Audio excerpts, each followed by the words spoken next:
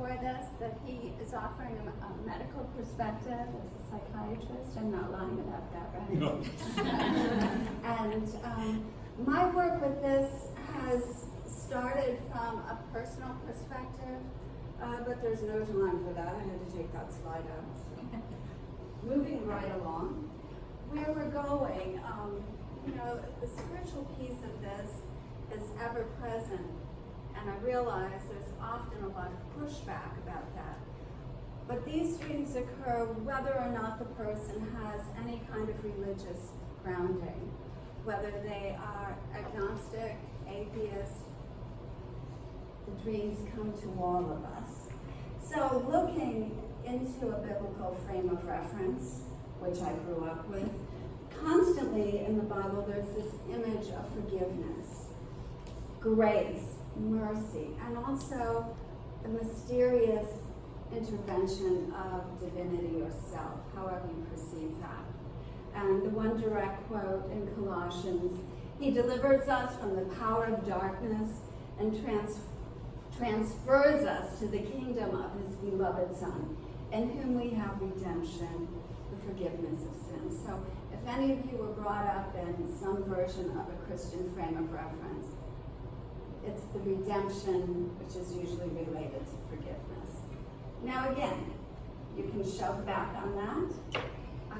But what we find in these dreams is often this recurring thread of forgiveness, whether it's feeling like you've been forgiven or the gift of giving forgiveness.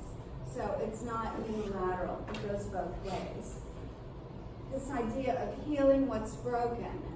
We're getting into, of course, the psychological realm here. Probably the biggest overriding frame is being alleviating the fear of death. Okay? That's the biggest change in everything that I've learned. Chaos is the theme of this conference, but it's not the only reason it's in my title. As Greg brought out, what happens with these end-of-life dreams and visions is often family members get very anxious when their loved one starts talking to somebody in the room and asks you to move over because you're sitting on your uncle. Very concerning for people who have not this orientation. But with delirium, as Greg pointed out, we have this disorganized thinking, senses are completely all over the place. Agitation is a big piece of this. And the anxiety and fearfulness sometimes even drops into paranoia. Contrasting that with end-of-life dreams and visions, the referral many people offer is the dreams were more real than real. It felt like it really did just happen. And their dream stories are very clear, organized thought patterns, not disorganized. And the Jungian piece of this is the profound meaning that they bring. And although the slide doesn't say it, it is this way into final individuation, which I think as Jungians we can go with, because that is not what's happening in the research. I've spent a number of visits now to the palliative care facility in Cheektowaga, New York. Met a couple times with Dr. Chris Kerr, very generous CEO now, as well as medical director of Hospice Buffalo, as well as Dr. Peg Grant, she's the research director. And when I met, they have a whole research team that filled this room. Very exciting to see what they're doing. And so, as I share these dream stories, they're not mine. I'm not owning these in any way. These have been generously shared by the research that's happening at Hospice Buffalo. The first story I want to share with you is that of Mary. And Dr. Kerr himself did these interviews. When he entered her room one morning, she was rocking and singing, clearly to a baby. And Dr. Kerr said, Mary, how are you today? And what's going on? And she said, it's Danny. I can't tell you how ecstatic it is to hold him in my arms. Well, her 4 adult children came in and went immediately to the staff and said, I hate to say it, it's my mother, but she's really lost it this time. Can you give her something? Well, again, at Hospice Buffalo, that's not their frame of reference. So they stalled. So, well, why don't you invite any family members in if you think this is the end for her? So Mary's sister came in the next morning, went into Mary's room, and there again is Mary rocking and singing now lullabies to Danny. Mary's sister turned on her heels, walked back to her nieces and nephews and said, your mother is not crazy. What's happening is something you don't know anything about. And that is that Mary's firstborn was a stillborn, and they barely let her touch him before he was whisked off. And it was so deeply traumatizing that she would never speak of it again. So here is the redemption. Yeah? Here is this opportunity to reconnect with her firstborn baby. So they didn't medicate her. Then Jeanne, I like this lady, she spells her name the same way I do, and she names it the same way. Jeanne is going to tell her own story. Just let me know if it's loud enough.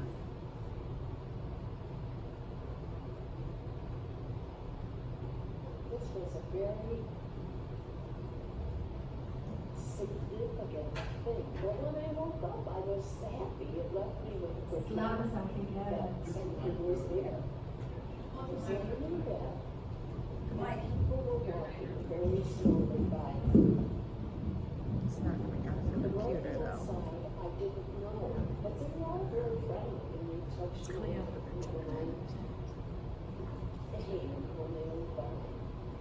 And on the other side were people that I knew. My mom and dad were there, my uncle. Everybody I knew that was dead was there. And they passed and did the same thing. The only thing was, my husband wasn't there, nor was my dog. And I knew that I would be seeing them or being them.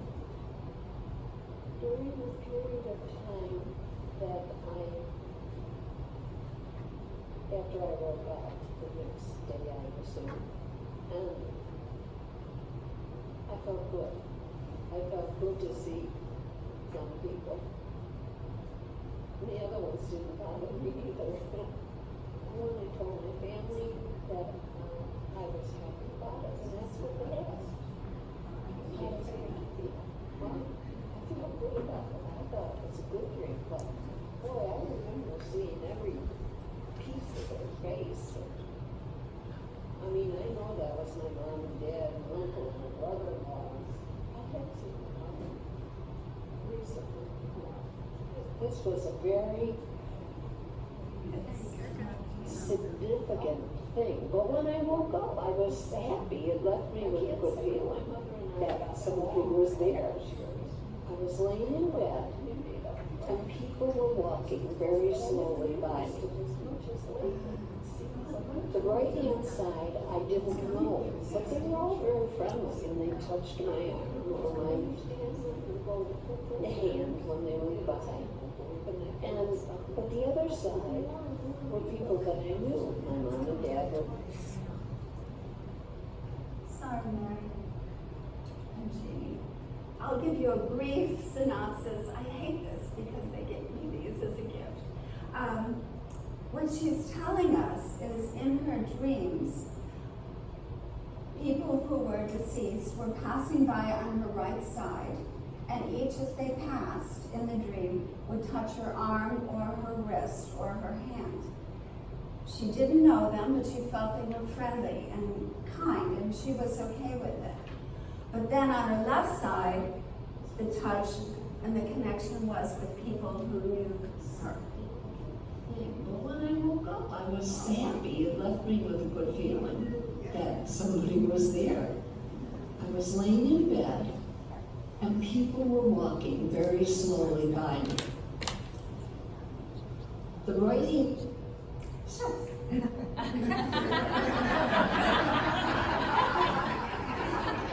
hope you don't speak German.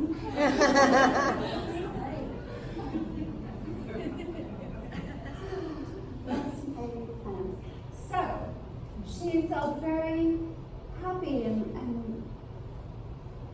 she also tells us that her mother in particular came by and touched her, and she says, I listened to this about 47 times.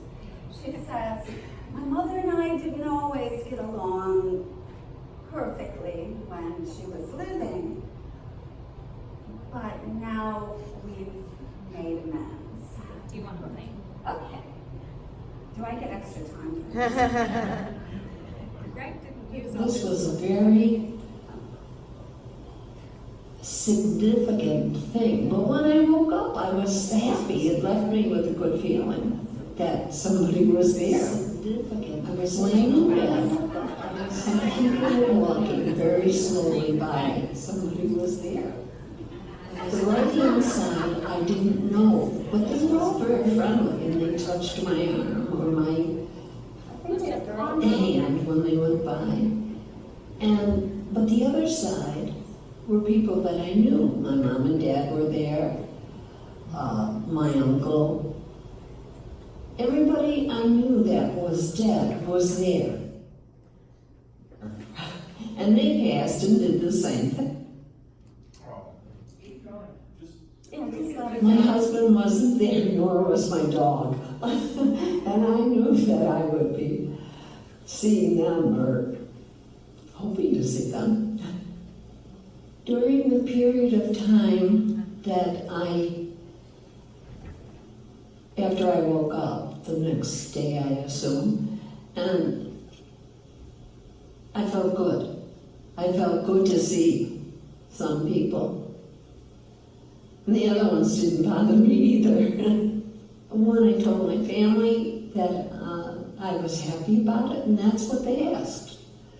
How does it make you feel? Well, I feel good about it. I thought it was a good dream, but boy, I remember seeing every piece of their face, and I mean, I know that was my mom and dad and uncle and my brother-in-laws. I have seen my mother recently more. How do you feel when you see her? Oh, wonderful. I can't say that my mother and I got along all those years, but we made up for it, I think.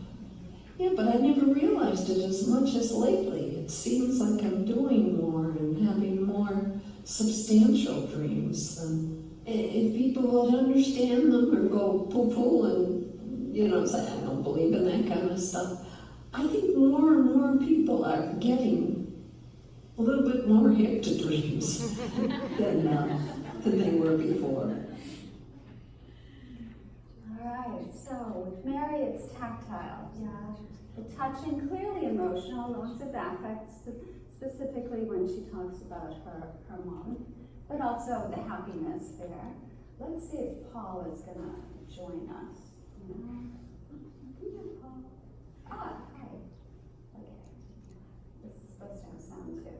Paul is going to tell us, hopefully, about his interaction with his wife who has preceded him in death. I dream her color most times, and she always wears a beautiful light blue. It could be a suit, it could be a gown, it could be a dress, but it's always light blue. And a couple of times she's gave me the little beauty pageant wave, and a couple of times she's always with a smile. Only one or twice I've ever heard her voice, but she always lets me know that she's fine. I get that feeling after a dream like that. And what I had not too long ago, I only lived in two houses all my life, which is kind of rare these days for a guy 82 years old. I lived on Michigan Avenue in the city. She wanted me to pack up some things for her. So I had this crazy dream. I'm packing goods, and I'm sending them for some reason up high. And everything went fine until I fell out of bed. And I really clumped. I banged up pretty good. The boxes flew and I flew.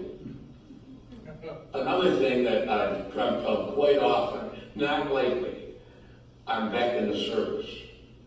I'm at Fort Devens up in Massachusetts, where they were forming this company, and we're going to go visit a new company.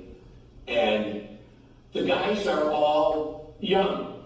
They're like, I remember them, and I'm old. And I'm trying to tell them, guys, I've been here, I've done this, I'm not going to do it again. And they're arguing with me. And that's a crazy dream. I don't have any bad dreams. My dreams are usually, maybe I lost the sale, but I mean, even that isn't bad. I've not had any dreams that dwell on my sickness at all. And they're usually, even if I don't remember everything, I wake up with a smile on my face. They're happy. I dream in color most times. And she always wears a beautiful light blue. It could be a suit, it could be a gown, it could. Thank you, dear. Okay. So, I will tell you I've gotten pushback that you can't tell me all of these end-of-life dreams are positive, and I'll share one that isn't. But this idea of more real than real, Paul sees very vivid color, whereas with Mary, it was very tactile. Also, lots of times we're hearing the voice of those we love. Now, Paul said not often with his wife.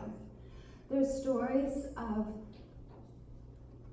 aging adults who lost mother at 5, who hear her voice again, but also the fragrance of her perfume. So very sensorial. These are somatic dreams, as well as, I would argue, archetypal, that take us to that place. And they're all populated by those who have already died. I'm going to tell you briefly about Mac, 17-year-old boy who joined World War II. He was a gunner